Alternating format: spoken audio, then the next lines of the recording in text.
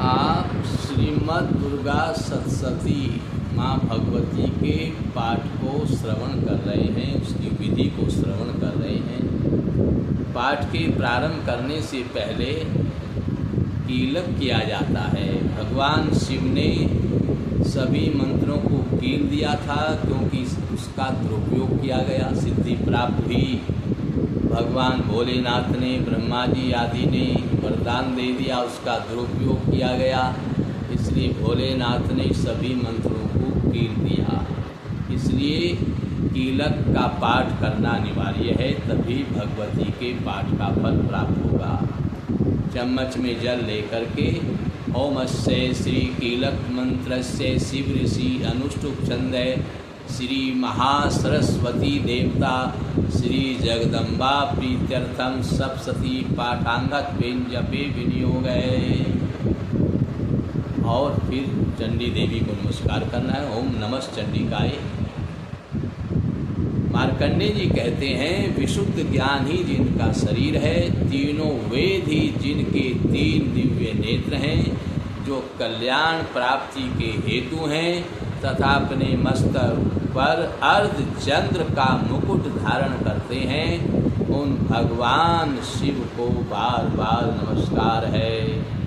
मंत्रों का जो अभिकीलक है, अर्थात मंत्रों की सिद्धि में विघ्न उपस्थित करने वाले शाप रूपी कीलक का जो निवारण करने वाला है, उस सप्तशती स्तोत्र को संपूर्ण रूप से जानना चाहिए और जानकर उसकी उपासना भी करनी चाहिए। यद्यपि सप्तशती के अतिरिक्त अन्य मंत्रों के जप में भी जो निरंतर लगा रहता है, वह भी कल्याण का भागी होता है।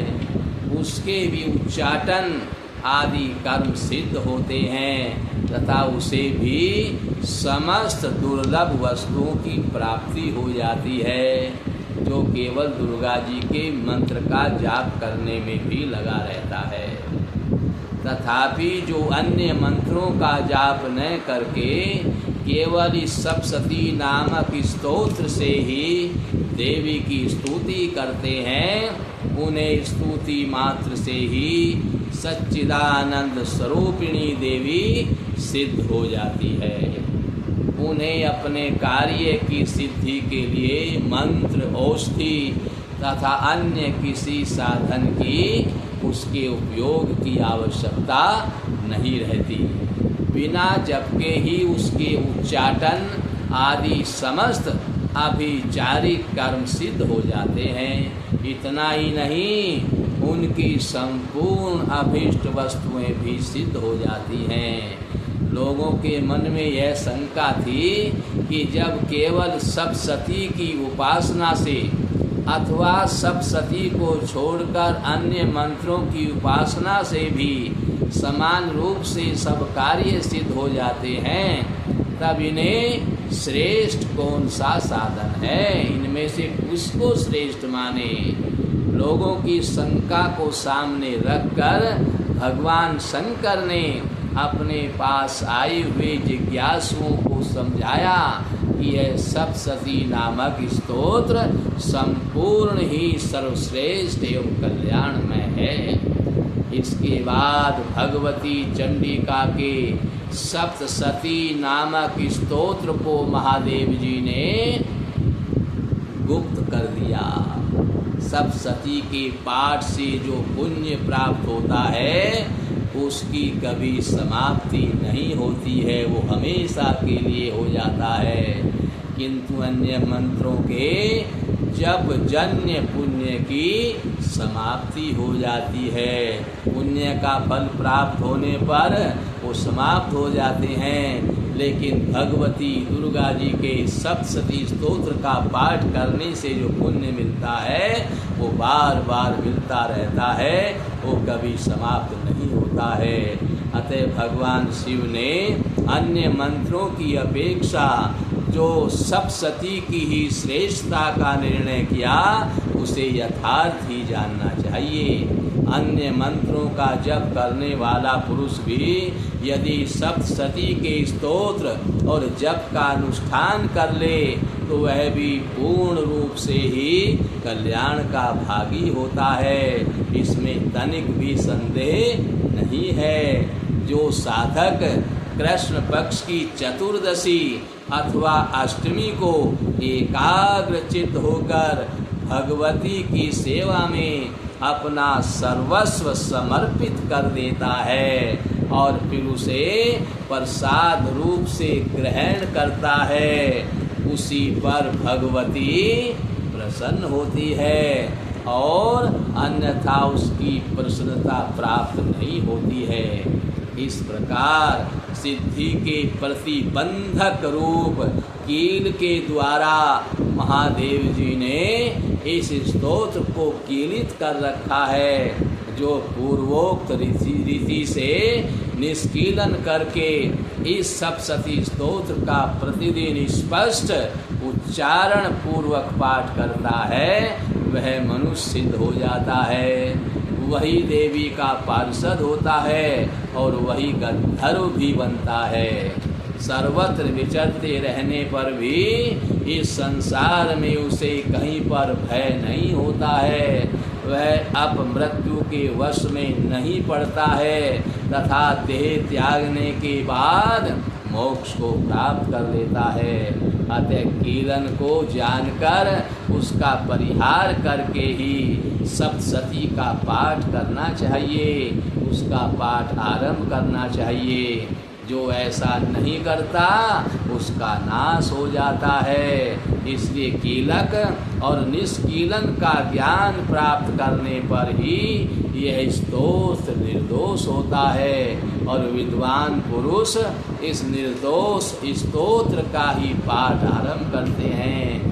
स्त्रियों में कुछ भी सौभाग्य आदि दृष्टि गोचर होता है वह सब देवी की प्रसाद का ही फल है।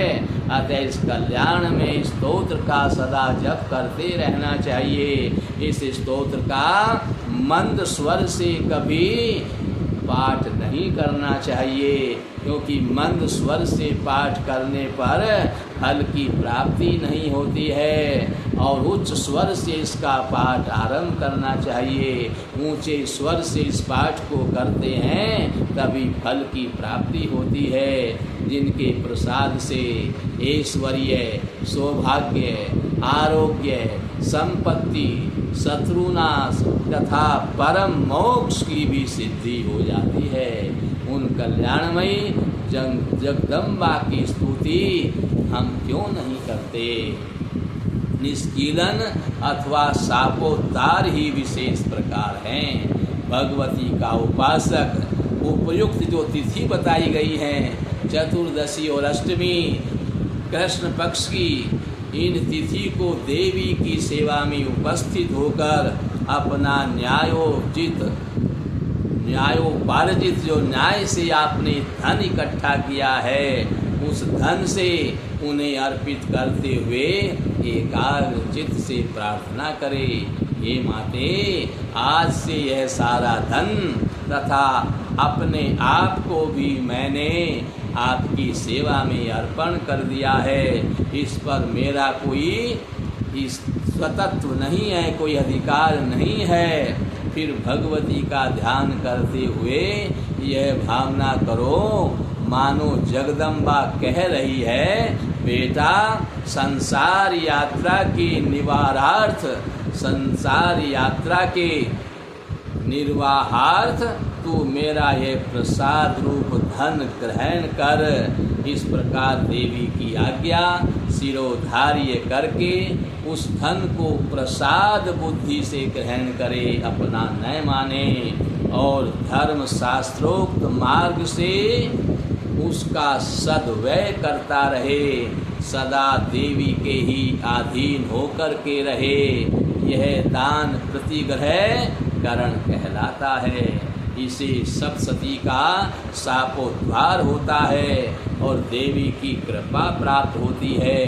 यहाँ कीलक और निष्कीलन के ज्ञान की अनिवार्यता बताने के लिए ही विनाश होना कहा है। वास्तव में किसी भी प्रकार से देवी का पाठ करें उससे लाभ ही होता है। यह बात वचनांतरों से सिद्ध होती है, ऐसा महादेव जी कहते हैं। और सच्चे दरबार की जय है।